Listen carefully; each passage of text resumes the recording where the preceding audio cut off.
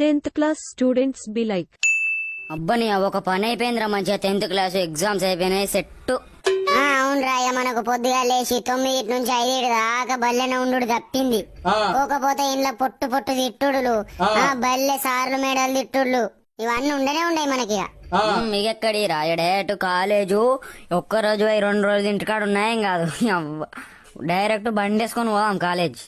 అవునరా ఎండాకాలం స్టార్ట్ అయింది కదా, రోజు మంచిగా ఈతకు పోదాం రా.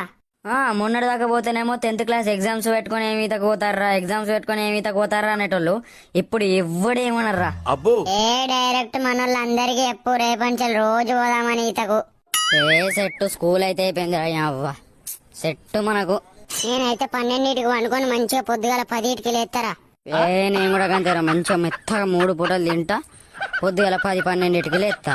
గంతేరా, ఏమన్నా నా పెట్టోడు ఎవ్వలేడు. సెట్.